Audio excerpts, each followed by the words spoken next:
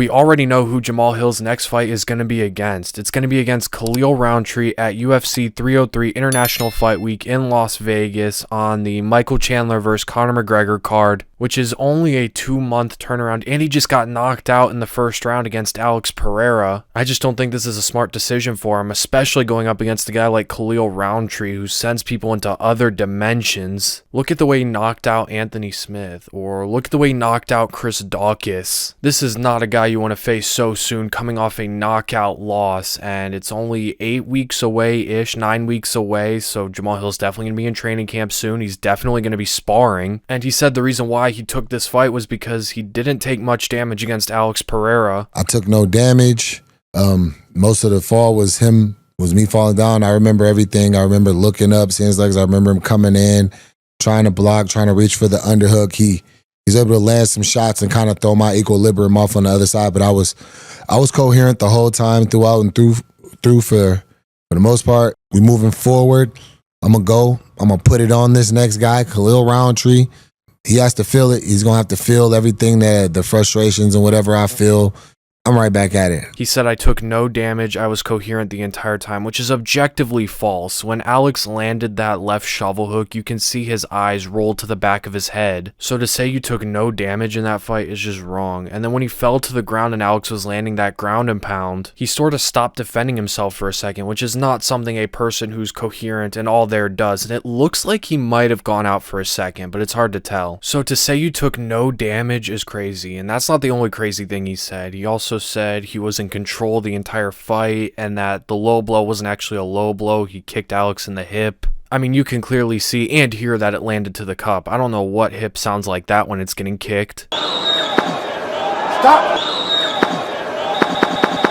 And to say you were in control the entire fight is kind of delusional. Yes, you were doing some stuff well, but you only landed one meaningful shot, and that was a right hook over the shoulder of Alex. And the second Alex decided to actually engage with Jamahal Hill, because before that he was basically just throwing body jabs and lead leg outside leg kicks. The second Alex decided to engage and try and land a meaningful shot, you got knocked out. So it's kind of hard to say you were in control of a 3-minute fight that you got knocked out in the first round. And I get why Jamahal Hill wants to come back so soon. He wants to get back in the win column, wants to get that loss out of mind, wants to get his belt back. Plus that long layoff probably plays a factor in him wanting to be as active as possible. But let's actually talk about this fight, because this is a very good fight. Even though I think Jamahal Hill is coming back too soon, he should give his body and his brain more time to rest. This is an amazing fight, and obviously the big question will be, how does Jamahal Hill look coming back so soon from a knockout? How does his chin look? Because if he has a deteriorated chin against a guy who hits as hard as Khalil Rountree, it's not a good thing. This guy hits so hard. He puts everything into his shots. He has very good combinations, and Jamahal Hill doesn't have great defense, is pretty hittable at times. Every single time he throws that straight left, which is his best punch and could potentially be there on Khalil Rountree, he drops his right hand, which is perfect for a left hook from Rountree, which is his power side because he's a southpaw. So I could see Rountree slipping that left cross and countering it with a left hook or a left overhand, and if he touches Jamahal Hill with that, I'm not sure Hill has the chin to take it. I also think the leg kicks will be there for Rountree. Jamahal Hill does not do a good job checking leg kicks. Look at the Thiago Santos fight or the Johnny Walker fight. Every single leg kick they threw landed on Jamahal Hill. And Rountree has pretty good leg kicks. He doesn't use them as much as he should, but he did use them very well in fights like the Dustin Jacoby fight, and he finished a guy with a side kick to the knee. But if I had to make an early prediction, I would definitely stick with Jamahal Hill. I think he is the better striker on the feet. This will be a pure striking match. Neither of these guys really attempt takedowns, and even if they did, they both have good enough takedown defense to keep this fight standing. But I think Jamahal Hill's better on the feet. I think he's a better boxer. I think he's better defensively, although they both are not great there, and that makes me a little worried for Jamahal Hill, because coming back so soon from that knockout, we don't know how his chin is, and he's a little hittable, and Khalil Rountree, it's very hard. But regardless, I think someone is getting knocked out. I think it will be Khalil Rountree. I think Jamahal Hill will win this fight, but I'm not super confident in that. But I'm very excited for this fight. It's going to be a very fun, very explosive striking matchup. And with how big this card's going to be, you know, being headlined by Conor McGregor, the biggest star in all of combat sports. And if Jamahal Hill goes out there and gets a highlight reel knockout like he did against Johnny Walker, his star power is going to double. And I hope if he does beat Rountree, they put together the Yuri fight, because that is one of the best fights you can put on in all of the light heavyweight division. I've been looking forward to that fight for so long, and that would probably be a #1 contender fight. The winner of that fight would probably get a title shot right after. But if Khalil Rountree does win, then I think a fight versus Yuri with him would be very entertaining as well. But I really want this Jamahal Hill and Yuri Prochazka fight to happen. But anyways, that's the end of the video. If you are new here and you did enjoy, please be sure to subscribe, turn on post notifications, like the video, leave your early predictions for this fight in the comments down below, and I'll see you guys in the next one.